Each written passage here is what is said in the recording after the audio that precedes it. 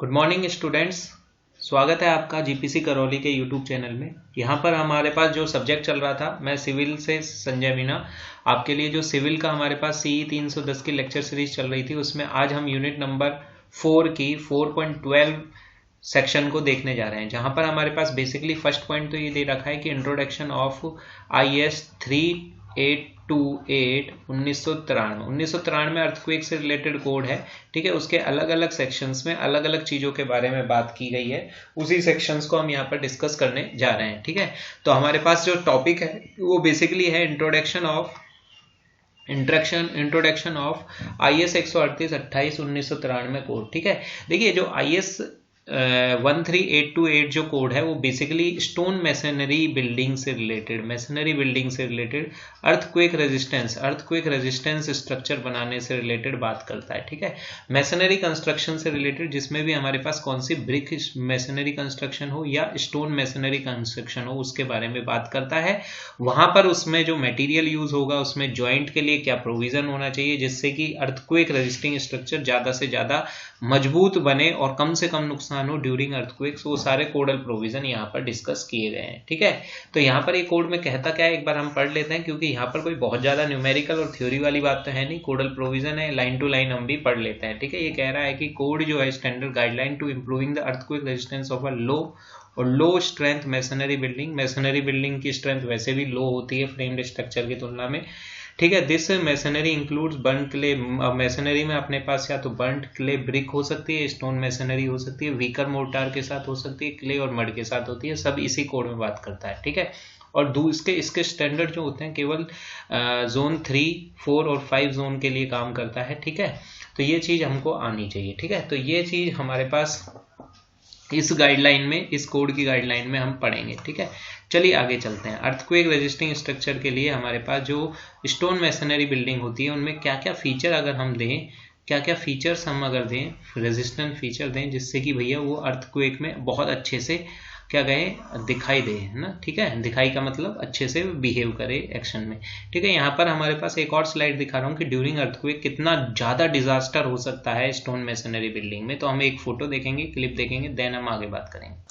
ठीक है, तो देखिए हमारे पास यहाँ पर आपको एक चीज दिख रही होगी, यहाँ पर कुछ चीजें दिख रही होंगी आपको कि अर्थक्वेक रेजिस्टिंग में होता क्या है। देखिए, एक तो जो स्टोन मैसनरी बिल्डिंग्स होती है, स्टोन मैसनरी की जो वॉल्स होती हैं वो चौड़ाई में काफी ज्यादा होती है। ठीक है, चौड़ाई में काफी ज्यादा होती है, तो इनमें इस तरीके से वर्टिकल गैप छूट जाता है ड्यूरिंग अर्थक्वेक। ठीक है, और अनड्रेस्ड जो हमारे पास स्टोन्स होते हैं वो प्रॉपर बॉन्ड नहीं बना पाते, तो वो एकदम से बिखर से जाते हैं। तो ये देखिए आपके पास स्टोन मैसनरी ड्यूरिंग अर्थक्वेक क्या स्ट्रक्चर का क्या हाल हो गया। ठीक है, यहाँ पर भी हमारे पास क्या हुआ है, ये इस तरीके से। ठीक है, पूरी दीवार ना टूटे तो दीवार का आधा हिस्सा झड़कर नीचे गिर जाता है, इस तरीके से कोलैप्स हो जाता है दोनों हिस्सों पर। ठीक है, तो ये आपके पास आना चाहिए, तो आउटर बल्जिंग टाइप हो जाता है वर्टिकल लेयर का। तो यहाँ पर आप देखो कि ये एक फोटो है जिसको आप स्क्रीनशॉट ले सकते हो कि ड्यूरिंग अर्थक्वेक स्टोन मैसनरी के साथ कितना ज्यादा बुरा हो सकता है। ठीक है, तो ये हमारे पास एक हल्का सा आपके दिमाग में फोटो होना चाहिए, जो हमारे पास ट्रेडिशनल कंस्ट्रक्शन है उसमें उनमें क्या दिक्कत होती है। अब हमारे पास अर्थक्वेक रेजिस्टिंग स्ट्रक्चर बनाना है तो उससे रिलेटेड क्या क्या प्रोविजन है वो हमारे पास यहाँ डिस्कस करने जा रहे हैं। ठीक है, सबसे पहला जनरल एस्पेक्ट में अगर हम बात करें तो जो वॉल थिकनेस होती है वो किसी भी सूरत में, क्योंकि देखो ज्यादा बड़ी वॉल होगी तो उसकी एक लेयर झड़कर गिर जाती है, तो आपके पास नोट डाउन करोगे मेरे साथ साथ पेन से कि भैया वॉल थिकनेस होगी वो 450 से 450 mm से ज्यादा नहीं होती।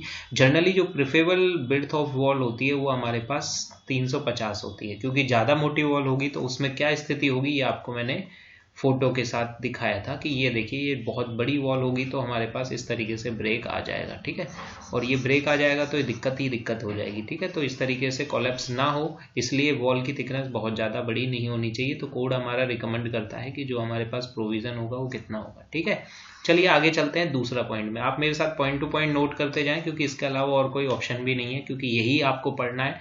यहाँ कोई बहुत ज्यादा न्यूमेरिकल टाइप थ्योरी तो है नहीं, कॉन्सेप्चुअली बस कोडल प्रोविजन। दूसरा, height of stone masonry wall जो होती है वो किसी भी सूरत में 3 मीटर से ज्यादा नहीं होनी चाहिए। ठीक है, 3 मीटर से ज्यादा की थिकनेस हाइट जो है स्टोन मैसनरी की सिंगल स्टोरी की नहीं होनी चाहिए। ठीक है, दूसरा, स्टोन मैसनरी जो बिल्डिंग्स होती हैं, टॉलर बिल्डिंग जो होती हैं वो 2 स्टोरी होनी चाहिए, इससे ज्यादा बड़ी नहीं होनी चाहिए। ठीक है। और अगर वन सीमेंट मोर्टार अगर यूज कर रहे हो, सीमेंट मोर्टार में भी अपन ने शुरुआत में जब कोडल प्रोविजन बोली थी 1:6 का रिच मिक्स यूज किया जा सकता है, इससे रिच या फिर कम से कम इतना तो यूज करना ही करना है, ठीक है। दूसरा हमारे पास तीसरे पॉइंट में हमको क्या और देखनी है, यदि सिंगल स्टोरी बिल्डिंग है, अगर हमारे पास लाइम या मड मोर्टार का यूज किया जा रहा है तो सिंगल स्टोरी से ज्यादा आप नहीं बढ़ सकते। हाँ, अगर सीमेंट मोर्टार आप यूज कर रहे हो तो आप 2 स्टोरी तक जा सकते हो, 2 स्टोरी तक आप जा सकते हो, ठीक है।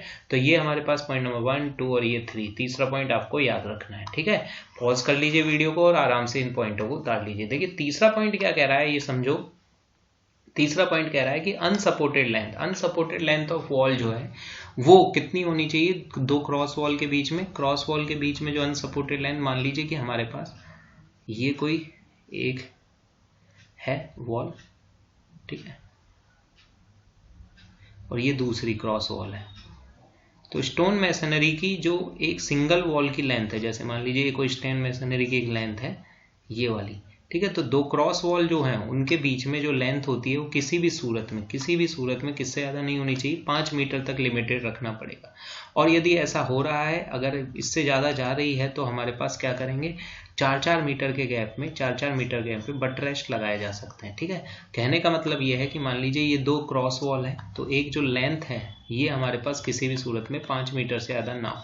हाँ, परंतु अगर मान लीजिए क्रॉस वॉल बड़ी है और बीच में अगर हमारे पास क्या है, क्रॉस वॉल दूर है और बीच में लॉन्ग लेंथ वाली अगर आ रही है, तो उसमें बट रेस्ट इस तरीके से लेटरल सपोर्ट रखने पड़ेंगे, और वो बट रेस्ट जो होंगे उनके बीच में जो दूरी होगी वो सेंटर टू सेंटर 4 मीटर या उससे कम होनी चाहिए, ठीक है। तो अगर ये लेंथ 5 मीटर से बड़ी है तो इस तरीके से जो लेटरल सपोर्ट देने के लिए बट रेस्टिस का यूज किया जाता है, ठीक है।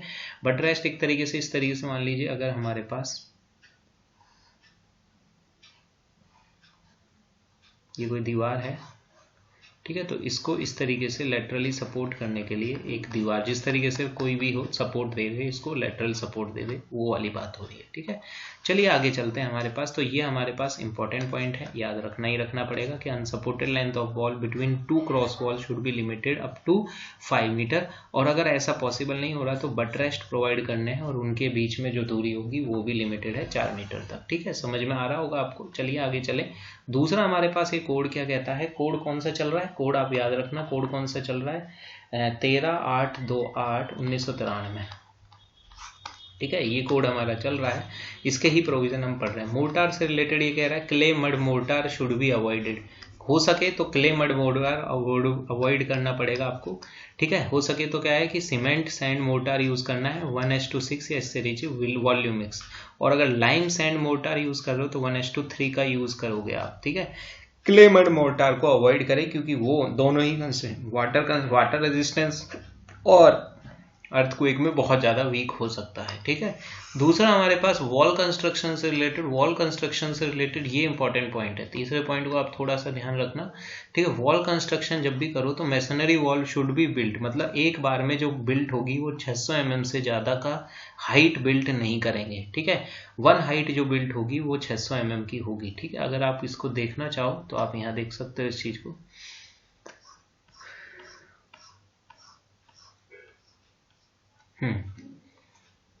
ये आपके सामने दिया हुआ है। तो ये स्टोन मैसनरी की बिल्डिंग है, तो यहाँ पर ये देखिए जो प्लिंथ है उससे ऊपर एक कंस्ट्रक्शन जब करें तो आप 600 mm तक लिमिटेड रखें, 600 mm से ज़्यादा हाइट का कंस्ट्रक्शन नहीं करेंगे, ठीक है। और हर 600 mm के बाद आपको एक पूरी लेंथ में लंबा का लंबा हमारे पास लेंथ वाइज फुल लेंथ का हमारे पास एक स्टोन प्रोवाइड करना पड़ेगा, करना पड़ेगा, जिसको हम कौन सा स्टोन बोलते हैं, थ्रू स्टोन्स के नाम से जानते हैं, तो थ्रू स्टोन क्या होता है, थ्रू आउट द लेंथ, पूरी लेंथ ऑफ वॉल होगी उसमें ये होगा, inner to outer face of wall के बीचों बीच से जाता है through stone, overall thickness wall की थिकनेस के बराबर ही होती है, ठीक है। और हर 600 mm के लिफ्ट होता है, उससे ज्यादा का आप नहीं करोगे, ठीक है। दूसरा हमारे पास एक थ्रू स्टोन और दूसरे थ्रू स्टोन के बीच में दूरी 1.2 मीटर अपार्ट हॉरिजॉन्टली होना चाहिए, ठीक है। ये भी आपको याद रखना है। तो क्या होता है थ्रू स्टोन, ये आपको समझ में आ गया, ठीक है। स्टोन मैसनरी में मैक्सिमम हाइट कितनी होती है ये आपको समझ में आ गया, ठीक है। तो ये देखिए ये थ्रू स्टोन है और एक थ्रू स्टोन। अभी ये जो आपके सामने पिक्चर है इसको आप यहाँ पर क्रॉस कर लीजिए, वो सॉरी क्रॉप क्या, स्क्रीनशॉट ले लीजिए, ये वाली चीज़ आपको समझ में आनी चाहिए। ठीक है, देखिए यहाँ पर मिनिमम ये जो एक हाइट उठेगी वो अपने पास कितने mm की उठेगी, 600, उससे ज़्यादा की नहीं उठेगी। ठीक है, और सेंटर टू सेंटर स्पेसिंग जो होगी वो 120 mm या 1.2 मीटर से ज़्यादा नहीं होनी चाहिए। ठीक है, थ्रू स्टोन में अगर हमारे पास एक ही पूरी लेंथ का अगर स्टोन मिल जाए तो वेल एंड गुड, इसी को ही थ्रू स्टोन कहा जाता है। टी जॉइंट पर भी लगाना जरूरी है और हर हाइट पर लगाना जरूरी है। ठीक है, किसी भी हालत में 450 ज़्यादा नहीं होनी चाहिए और 350 बेस्ट होती है। ठीक है, दूसरा अगर हमारे पास 3 स्टोन नहीं मिले तो बॉन्ड स्टोन जो होता है उसका क्रॉस सेक्शन एरिया कितना होता है, वुडन प्लैंक यूज किया जा सकता है, लकड़ी का गट्टा यूज किया जा सकता है उसे, और ये 38 बाई 38 क्रॉस सेक्शन mm का होना चाहिए। ठीक है, या फिर इसके साथ साथ अगर ये अवेलेबल नहीं है तो यहाँ पर हमारे पास क्या कर सकते हैं, हम इसकी जगह पर जो थ्रू स्टोन है इसकी जगह पर हम एक ब्लॉक कंस्ट्रक्शन कर सकते हैं जहाँ पर लिंक लगा दिए जाएंगे, सरिये लगा दिए जाएंगे, लिंक लगा दिए जाएंगे, इस तरीके से लिंक लगा दिए जाएंगे और ये थ्रू आउट कॉन्क्रीट का जो ब्लॉक है वो आ जाएगा जिसमें 2 लिंक इस तरीके से प्रोवाइड कर दिए जाएंगे। तो अगर थ्रू स्टोन अवेलेबल ना हो तो हम इस तरीके से लिंक बनाकर भी लगा सकते हैं। ठीक है, तो ये कुछ प्रोविजंस हैं जो कि आपको आने चाहिए, कि किस तरीके से हमारे पास कंस्ट्रक्शन होता है। ठीक है, तो ये 600 mm की हाइट है जो आपको याद रखनी है और थिकनेस मैंने आपको ऑलरेडी बताई दिया है। ठीक है, तो ये हमारे पास कुछ प्रोविजन थे जो वॉल के रिगार्डिंग हमारे पास आना चाहिए। दूसरा एक चीज और छूट गई, लास्ट पॉइंट अपने पास ये थ्रू स्टोन का कंसेप्ट हो गया। ठीक है, एक स्ट्रेच में कितना कंस्ट्रक्शन करना है, कितना लिफ्ट कितना कर सकते हो आप, 600 mm तक का ऊंचाई तक का कंस्ट्रक्शन कर सकते हो। थ्रू स्टोन से रिगार्डिंग अगर नहीं अवेलेबल होता तो उसके स्थान पर अपने पास क्या क्या यूज कर सकते हो मैंने बता दिया। बॉन्ड स्टोन के जो वुडन प्लैंक में वुड पीस भी यूज किया जा सकता है, और अगर स्टील बार यूज कर रहे हो तो आपको 8 mm की डायामीटर यूज करनी पड़ेगी। 8 mm का जो लिंक हम यूज करेंगे जो सीसी ब्लॉक में वो 8 mm मिनिमम, उसमें लिंक का डायमीटर 8 mm होना ही होना चाहिए। ठीक है, और कम से कम पूरा हो तो वेल एंड गुड, नहीं तो 3/4 दीवार की थिकनेस जितना तो कवर होना ही होना चाहिए किसी भी हालत में। ठीक है, तो ये 3 पॉइंट जो है वॉल कंस्ट्रक्शन से रिलेटेड है, इंपॉर्टेंट है, आपको लिखना है। ठीक है, देन हम आगे बढ़ सकते हैं। इसके अलावा in place of a through stone steel bar of 8 to 10 mm diameter, S shape का अपने पास 8 to 10 mm के लिंक लगाए जा सकते हैं। ठीक है, और उनमें कवर कितना लगेगा, जो भी हमारे पास कवर होगा वो 25 का कवर हमको लगाना पड़ेगा ही पड़ेगा। ठीक है, इसके अलावा वुडन बार्स यूज कर सकते हैं, ये मैंने आपको फोटो में बता दिया था, बस पॉइंट है तो आप नोट कर लीजिए थ्योरी में लिखने के लिए। 38 बाई 38 mm का हमारे पास स्टोन यूज किए जाएंगे। ठीक है, अगला है use of a long stone should also be made at a corner and junction of a wall. ठीक है, ये कह रहा है use of long stone should also be made at a corner and junction of wall to break the vertical joint from the bonding perpendicular. ये कह रहा है कि भैया जहां पर भी बॉन्ड हो रहा है, जंक्शन पॉइंट जहां भी आ रहा है, जहां भी हमारे पास जंक्शन पॉइंट आ रहा है वहां आप इस थ्रू स्टोन को यूज करोगे, जैसे कि ये जंक्शन पर ये लगाया गया है। ठीक है, तो यहाँ पर ये जंक्शन पॉइंट है तो यहाँ पर हम इसको लगा रहे हैं, और थ्रू स्टोन के बीचों बीच दूरी मैंने आपको ऑलरेडी बता दी है। ठीक है, तो ये कुछ कंस्ट्रक्शन से रिलेटेड बात थी। हमारे पास कोडल प्रोविजन IS 13828 1993 से रिलेटेड हम बात कर रहे हैं। इसके अलावा ओपनिंग, देखिए ओपनिंग का कंसेप्ट बिल्कुल सिंपल है। अगर आपको अर्थक्वेक रेजिस्टिंग स्ट्रक्चर बनाना है तो आप मिनिमम से मिनिमम ओपनिंग रखेंगे। ठीक है, वेंटिलेटर की जो ओपनिंग है वो बस 450 बाई 450 mm का हम रख सकते हैं, और कोशिश किया जाए कि ओपनिंग कम से कम हो। ठीक है, फिर भी अगर हमारे पास एक छोटा सा जनरल लेआउट हम देखें स्टोन मैसनरी में जनरल लेआउट देखें तो हमारे पास अगर मान लीजिए दरवाजा है जिसकी विड्थ B1 है, ये हमारे पास विंडो है इसकी विड्थ B2 है।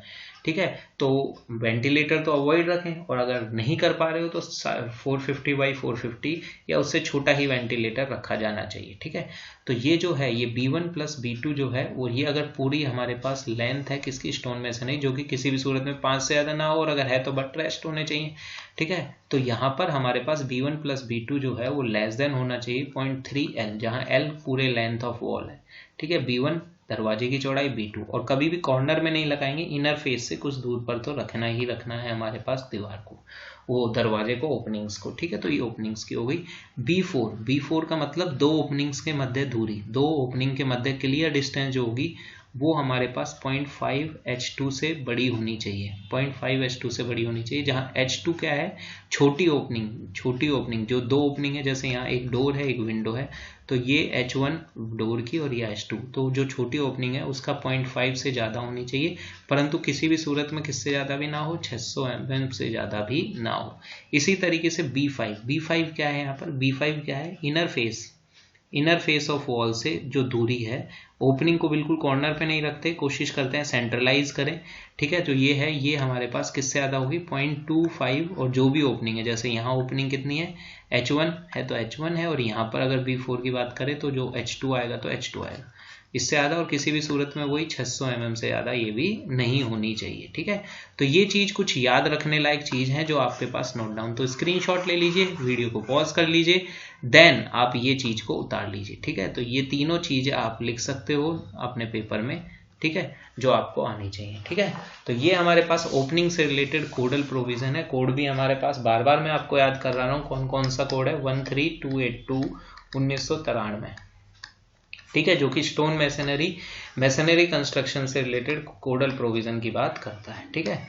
चलिए आगे चलें। हॉरिजॉन्टल बैंड, ये अपने पास पहले भी मैंने आपको डिस्कस कर लिया है, पुरानी यूनिट्स में आप देखेंगे तो डिस्कशन हो चुका है ये, ठीक है। हॉरिजॉन्टल बैंड, लिंटल बैंड हो सकता है, देखिए 3 बैंड होते हैं, एक तो प्लिंथ लेवल पर बैंड होता है, एक लिंटल लेवल पे बैंड होता है, और एक हमारे पास रूफ बैंड होता है, ठीक है। 3 बैंड होते हैं। इनका काम क्या होता है, बैंड का, हॉरिजॉन्टल बैंड का काम होता है पूरी की पूरी बिल्डिंग को, कंस्ट्रक्शन को एक साथ एक ही धागे में बांधे रखना, ठीक है, एक साथ एक सिंगल यूनिट की तरह काम करे। जैसे कि अगर मैं यहां पर बात करूं, देखिए, तो ये जो है, ये देखिए यहां पर ये है, इसको दोबारा से रफ कर रहा हूँ, हॉरिजॉन्टल लिंटल बैंड हो गया, ठीक है। तो ये ओपनिंग है और यहाँ से ये हॉरिजॉन्टल लिंटल बैंड, कभी भी इतना ही नहीं छोड़ना है, इसको थ्रू आउट पूरी लेंथ में होना चाहिए, ठीक है, पूरा होना चाहिए, और ये बिल्डिंग में चारों तरफ घूमना होना चाहिए, जिससे कि ये पूरी की पूरी बिल्डिंग को एक साथ एक ही तरह व्यवहार करे, एक साथ ही हमारे पास व्यवहार करे बिल्डिंग। ऐसा नहीं कि एक दीवार अलग, क्यों, क्योंकि देखिए दीवार जो होती है, जो लेंथ वाइज बड़ी दीवार है वो अलग, उसकी स्टिफनेस अलग होती है, अर्थात उसके मूवमेंट अलग होगा, जो लेंथ वाइज छोटी दीवार है उसका मूवमेंट अलग होगा, ठीक है। तो इस मूवमेंट को अपने पास रोकने के लिए हमारे पास बैंड लगाना जरूरी है, ठीक है। स्टोन मैसनरी में ये चीज आपको आनी चाहिए, ठीक है। स्टोन मैसनरी क्या है, ये तो अपने पास किसी भी मैसनरी की बात करें तो यहाँ पर यही है, ठीक है। अब यहाँ पर कोड ये कहता है कि हॉरिजॉन्टल बैंड जो होगा, हॉरिजॉन्टल बैंड में आप जो बैंड यूज कर रहे हैं वो दोनों हो सकते हैं, या तो किसका हो सकता है, लिंटल बैंड, और रूफ बैंड जो होता है वो इंपॉर्टेंटली जरूर से जरूर देना होता है स्टोन मैसनरी में, या तो रेनिफोर्समेंट का होगा, आरसीसी का बैंड होगा, या वुडन बैंड भी लगाया जा सकता है, कोई इशू नहीं होता। पुराने कंस्ट्रक्शंस में वुडन बैंड ही लगाया जाता था, ठीक है। वुडन बैंड लगाना है तो इस तरीके से प्लैंक होंगे, जो कि हमारे पास कम से कम 2 हॉरिजॉन्टल, और फिर उनमें ये लिंक लगा दिए जाते हैं, ठीक है। और हॉरिजॉन्टल वर्टिकल बैंड से रिलेटेड अपन ऑलरेडी पूरा का पूरा पढ़ चुके हैं, पूरा चैप्टर, आप पीछे वाले वीडियोस लेक्चर को देख सकते हैं, ठीक है। तो ये स्क्रीनशॉट ले लीजिए, और ये वुडन बैंड के बैंड के रिलेटेड इन्होंने बात की हुई है, ठीक है। अब यहाँ पर अगर आप वुडन बैंड ना लगाओ तो यहाँ अपने पास 10 mm के सरिये और 8-8 mm के लिंक, जिनमें दूरी हमारे पास 300 mm से ज्यादा ना हो, ठीक है, 300 mm से ज्यादा ना हो, उस तरीके से हम आरसीसी के बैंड भी यूज कर सकते हैं, 12-12 mm के हमारे पास सरिया यूज करके, या 10 mm का सरिया यूज करके हम इसको यूज कर सकते हैं, ठीक है। तो ये चीज आपको समझ में आई गई होगी। देन आगे चलते हैं हम वर्टिकल रेनिफोर्समेंट, ठीक है। वर्टिकल रेनिफोर्समेंट में मैंने आपको पहले भी बता दिया है कि अगर आपके पास स्टोन मैसनरी बिल्डिंग है, और अगर उसमें अगर 1 स्टोरी, केवल नंबर ऑफ स्टोरी 1 है, तो अपने पास वर्टिकल बैंड कहाँ यूज होते हैं हमारे पास, जो भी हमारे ओपनिंग होगी उनमें वर्टिकली यूज किए जाएंगे। तो बी कैटेगरी की जो बिल्डिंग है उसमें 14 mm का सरिया मिनिमम, ठीक है, सी कैटेगरी में 16, और डी कैटेगरी की बिल्डिंग होगी तो 20 mm का सरिया होना ही होना चाहिए, ठीक है। 2 स्टोरी में सी और डी कैटेगरी बिल्डिंग बनेगी नहीं, बी कैटेगरी की बिल्डिंग बनेगी, तो 16 mm का सरिया आपको यूज करना है। तो ये आपके पास रिकमेंडेड वर्टिकल स्टील की अपने पास डायामीटर कितना सेलेक्ट करना है वो आपके सामने है, इसका आप स्क्रीनशॉट ले लें या वीडियो को पॉज करके इस टेबल को बना दें। टी जंक्शंस पर यूज किया जाएगा, देखिए यहाँ लिखा हुआ है टी जंक्शंस पर यूज किया जाएगा, जैम्स पर यूज किया जाएगा। जैम्स का मतलब होता है जो वर्टिकल ओपनिंग होती है, उनकी वर्टिकल जो साइड होती है उसको जैम्स बोला जाता है, ठीक है। ठीक है। तो इस तरीके से ये यूज़ किया जा रहा है। देखिए जैसे थ्रू स्टोन तो आपको पता है, ठीक है, परंतु ये जो है ये हमारे पास सरिया है और इस सरिये का डायमीटर कैसे सेलेक्ट करना है वो आपके पास आएगा। या फिर ये वर्टिकल 2 सरिये ऊपर से क्रॉस सेक्शन दिख रहा है और उसके साथ ही इनको लिंक जोड़ा हुआ है, ठीक है। तो थ्रू आउट जंक्शन पर केवल एक सरिया डाल दिया जाएगा और ये अगर वैसे है तो इस तरीके से लिंक से ये कनेक्ट कर दिया जाएगा, ठीक है। तो मेरे ख्याल से आपको ये चीज़ समझ में आ रही होगी। हॉरिजॉन्टल बैंड के बाद में बात हो गई है, हमारे पास वर्टिकल बैंड के रिलेटेड बात हो गई, ठीक है। तो इस वाले टॉपिक में हमने पूरा कर लिया है। क्या क्या पूरा कर लिया है हमने? 2 चीज़ पूरी कर ली। एक तो IS कोड का जो IS 13828 1993 कोड के जो भी चीज़ें हैं, इंट्रोडक्शन पार्ट, ठीक है, प्रोविज़न हो चुके हैं। और जो हमारे पास हमारे earthquake resisting structure stone masonry को बढ़ाना हो तो उससे रिलेटेड जितने भी प्रोविज़न है वो हम यहाँ कर चुके हैं, ठीक है। चलिए ये कंप्लीट होता है यहाँ तक अपने पास। तो ये फोटोज़ आप एक बार ले लीजिएगा, ठीक है। इसके अलावा हमारे पास ये जो है ये सारे रिकमेंडेशन मैंने आपको ऑलरेडी बता दिए हैं, ठीक है। तो ये हमारे IIT कानपुर की जो टिप्स हैं वो यहाँ पर, ठीक है। समझ में आया होगा आपको, उम्मीद करता हूँ, ठीक है। अगले लेक्चर में मिलते हैं। जय हिंद।